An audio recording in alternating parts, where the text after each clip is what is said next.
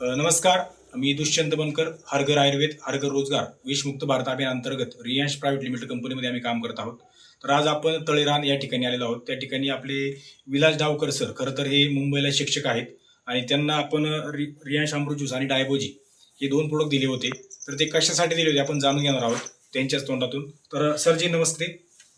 तुमचं नाव सांगा. विलास डावकर. तुम्ही रियांश अमृत ज्यूस घेतलं होतं आणि डायबोजी घेतलं होतं, ते कशासाठी घेतलं होतं?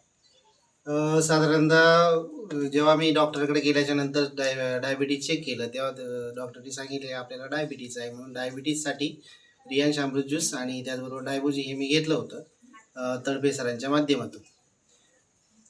तर आता जवळजवळ बोला. तर आता तुम्ही पूर्ण 3 महिन्याचा याचा तुमचा कोर्स झालेला आहे. बरोबर. तर तुम्ही आता रिपोर्ट पण चेक केले डायबिटीजचे. हो, तर आताचे रिपोर्ट काय आहेत तुमचे? एकदम नॉर्मल असे रिपोर्ट आहेत.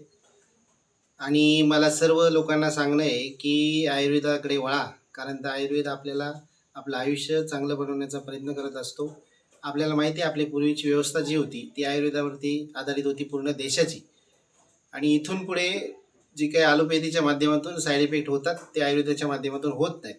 जर लोकांनी आयुर्वेदाकडे वळलं तर अतिशय छान त्यांचं आयुष्य त्यांना पुढच्या काळामध्ये निर्माण करता येईल. म्हणून आयुर्वेदाकडे त्याने आलं पाहिजे. आता तुमची शुगरची गोळी चालू आहे का बंद केली तुम्ही? बंद केलेली आहे. शुगरची गोळी पूर्णपणे बंद आहे.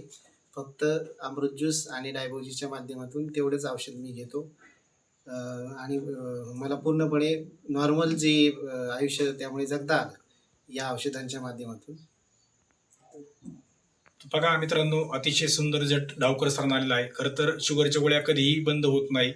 आजच्यापर्यंत आपण ॲलोपॅथीचा अनेक वेळा इलाज करत असतो तेव्हा ते शुगरच्या गोळ्या कधीही कोणाच्या बंद केल्या जात नाही.